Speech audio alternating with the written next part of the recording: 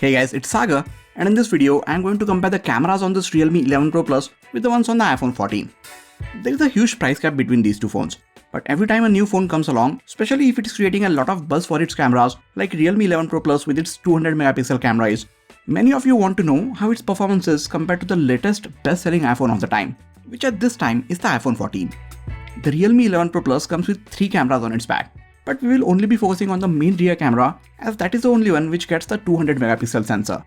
The other 2 cameras on its back and even the selfie camera at the front is below average, so we won't be looking at or comparing the images from any of those cameras. Or maybe just so that you guys know the difference between the image quality, I will put in a few wide shots and selfies somewhere in the video, so make sure you watch the full video. Without wasting any more time, let us dive into the image samples which I took during the daytime. As you guys know, monsoon has made its way in most parts of India, so the lighting conditions are not ideal for most smartphone cameras. That being said, I was fortunate enough to be able to rig a few image samples before the rain started pouring down. So in this video, we have a good amount of images which are shot in variety of lighting conditions. These are 12 megapixel shots from both the phones. 11 Pro Plus gets a 200 megapixel sensor, but in the default mode it captures 12 megapixel binned images. It can take high resolution shots as well, and we will compare them a bit later in the video. I don't know if you guys noticed this or not, but for some reason it's the 12 megapixel image sensor on the iPhone 14 which ends up capturing slightly sharper looking images. The difference is not that much, and you might notice it only when you zoom in 2 to 3 times on these shots. If you compare them without zooming in, then both these images look pretty much the same in terms of details. In a few shots like this one, there is a slight magenta tint from the Realme 11 Pro Plus. There was also clear sunlight hitting the road from between the trees, and the iPhone showed it as it looked in real life. But for some reason, the Realme 11 Pro Plus didn't capture it all that well. It actually made the shot look like it was captured on an overcast evening, which was not the case. In most of the shots, the 11 Pro Plus captures less contrast, making its image look a bit flat, while the iPhone 14's image tries to create a clear separation between the brighter and darker parts of the scene. You will of course notice these things only when you compare these images with some of the other phones. But on their own, all or most of the shots from the Realme 11 Pro Plus look really good, especially during the daytime. Here are how both of them capture the colors. iPhone makes these colors look brighter and much more saturated than how they looked in real life. Realme 11 Pro Plus is making the colors look a bit dull in comparison, but that is how these colors looked in real life. They were nowhere as bright or saturated as the iPhone is making them look. So in this case, it's the Realme 11 Pro Plus which is capturing more accurate looking colors. If you want punchier looking colors from the 11 Pro Plus, then you can turn on the AI enhancement mode, and that should make the colors in its images pop out. Both these phones don't have granular HDR controls. In most of the cases, iPhone does well to turn it on when the situation demands it, like in this shot. But as you can see, Realme failed to turn it on. And as a result, iPhone was able to capture much more details in the shadows, while the 11 Pro Plus just crushed them. In this shot, both of them managed to turn it on, but Realme ended up capturing more information in the shadows while blurring the brighter parts, and iPhone crushed the shadows, but at the same time it managed to capture much more information in the bright area. I honestly think Apple needs to work much harder on getting the HDR right on their phones. Look at this shot. Realme did so well, but the iPhone again crushed the shadows and made the image look dull.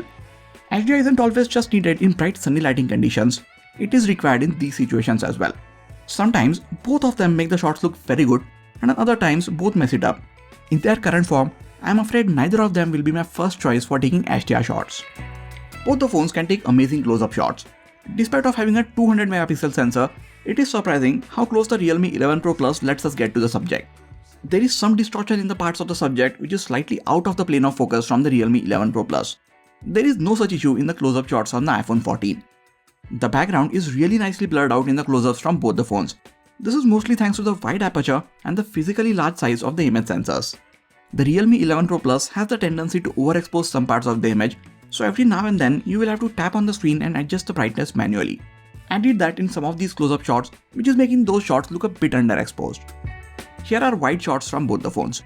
As I mentioned towards the beginning, I am not going to dive too deep into analyzing these shots. One thing which I will mention is, iPhone's wide lens is a few millimeters wider, so you get to see a bit more of the scene in its wide shots. Now the main camera on the 11 Pro Plus itself has a couple of millimeters wider field of view compared to the iPhone 14. So when you look at the normal and wide shots from the 11 Pro Plus, you might not see that big of a difference between their field of view, while there is a much bigger difference between the normal and wide shots on the iPhone 14. Now thanks to the 200 megapixel sensor, Realme says that it can capture almost lossless 2x and 4x digitally zoomed in shots. Here are 2x digitally zoomed in shots from both these phones. While I don't think these are lossless zoomed in shots, I definitely feel these shots on the 11 Pro Plus are a bit sharper if not on the same level of the zoomed in ones from the iPhone 14. What do you think? Let me know in the comments. Now here we have the 200 megapixel shot from the Realme 11 Pro Plus and 12 megapixel one from the iPhone 14 compared side by side. Tell me honestly, do you see any difference between the two? I'm sure no one can make out the differences between the details in these shots from so far. Once I zoom in 4 to 5 times, you can see that the 200 megapixel shot has much more details. Now something that you might notice without zooming in is that the HDR mode on the Realme 11 Pro Plus is really horrible while shooting 200 megapixel shots. While there might be more details in the 200 megapixel image, just look at the parts around the building. The clouds in the background are completely blown out. Even the shadowed parts look a lot darker, where you could see much more information in those parts in the image from the iPhone 14. So while the 200 megapixel shots from the Realme 11 Pro Plus has more details, those images don't really look all that good if the lighting conditions are harsh. You will also have to zoom in 4 to 5 times to see any noticeable difference in the details. On top of that, these 200 megapixel shots are well over 10 times bigger in terms of the file size compared to the 12 megapixel ones. Now when we look at all these things, I feel that it is best to stick with the default 12 megapixel mode on the 11 Pro Plus. If you are ever in the need of that extra bit of resolution, you can switch to the 50 megapixel mode as those images also have a ton of details. But 200 megapixel is honestly an overkill. Now we come to the portrait shots. When you switch to this mode, the 11 Pro Plus defaults to the 2x zoomed in portrait mode.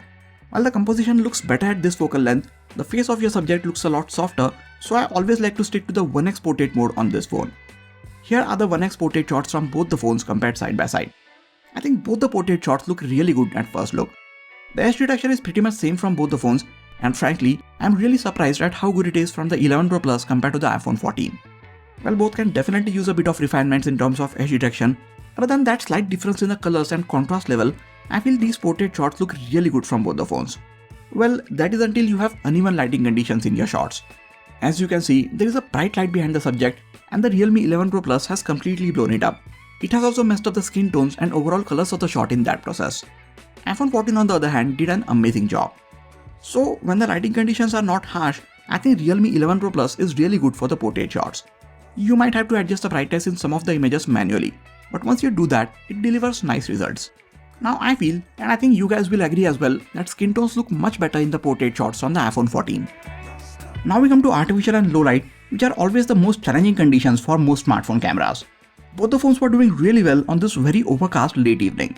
There isn't as much detail in these shots as there was during the daytime, but the noise level is very low, which is a good thing. iPhone has something called Deep Fusion mode, which is automatically triggered in these situations, and this mode helps it capture more information in these images. When I zoom in even a bit, you can clearly see iPhone's images being slightly sharper in these conditions. Both of them get OIS on the main camera, and that helps them keep the shutter open for a few milliseconds longer, so their sensors capture enough light to make these images look so good. iPhone has a slightly wider aperture which lets in more light on the image sensor, and that is one of the things which helps its image look a bit brighter. It is also the one capturing slightly more information in the darker parts of the scene, whereas the Realme 11 Pro Plus is just crushing the darker parts. Colors also seem to be a bit off in the lower light situations from the 11 Pro Plus, and here iPhone 14 is more accurately showing how the scene looked in real life. We saw this in some of the previous videos as well, that Realme is really messing the colors in these situations from the 11 Pro Plus. I really hope that this is just a bug which can be ironed out with a software update in the future. When you get to even lower light, you can turn on the night mode on both the phones. They won't add in too much light to make these images look like they were captured during the daytime, but instead everything will look much sharper with less noise in their images. Even with this mode turned on, Realme is still crushing most of the shadows in the images. You can edit these images later on and bring out the darker parts, but it would have been so nice if the phone's image processor took care of this by itself. Well, other than the slight shift in colors, these night mode images might look pretty much similar from both the phones, but if I zoom in, it is clear that the iPhone 14 is capturing a lot more details and sharper images in such low light as well. The wide lens on both these phones can also take night mode shots, but these images just look too grainy, so I don't like using this lens all that often once the light goes down. That brings us to the front-facing cameras. Again, as I mentioned towards the beginning, I am not going to talk too much about these images. I just feel like the front-facing camera on the Realme 11 Pro Plus, even with its 32 megapixel sensor, is delivering below average looking images. You will barely find any usable details in its selfies, and not just that, it completely messes up the colors of your skin tones as well. Most of the times the screen is overblown and the shot looks almost unusable if there is a bright area behind your subject. So even with the HDR mode being available, it is not making any difference on the front-facing camera of the Realme 11 Pro Plus. Here's a video from the front-facing camera of the iPhone 14 and the Realme 11 Pro Plus. You can see how both these phones are handling the overall colors of the scene, exposure, and stabilization when I'm walking around with them. iPhone can shoot these videos at 4K resolution, but the Realme 11 Pro Plus is limited at shooting 1080p videos. You can also let me know in the comments which one do you think is picking my voice better. Now, iPhone 14 can shoot 4K 60fps videos with all its cameras, but Realme 11 Pro Plus is limited at shooting 4K 30fps video with just its main rear camera. iPhone's videos get OIS and EIS at all resolution and frame rate options, but Realme's 4K videos just gets OIS, and even that doesn't seem to be doing enough to keep the videos very stable. Yes, these videos do look more stable than completely unstabilized ones, but somehow your mind still knows that this is not the smoothest looking video that you can get. You will have to lower the resolution down to 1080p 30fps on the 11 Pro Plus for the EIS to kick in. Now the OIS is turned off and the video is just stabilized electronically. These 1080p videos look much better in terms of stability, but you will have to give up on a lot of resolution and details. iPhone's videos on the other hand just look amazing no matter the resolution or frame rate you are shooting them at. So with that, we have seen over 100 image and video samples from the cameras on both these phones. While the iPhone 14 is the clear winner in most, if not all the situations, I feel the main camera on the Realme 11 Pro Plus did really well in keeping up with it. During the daytime, its images were almost at par with the ones from the iPhone, and if you don't zoom in a lot, you will barely see any difference there. Things are not that close when it comes to low light shots, and I don't think it is even a competition when it comes to selfies and videos.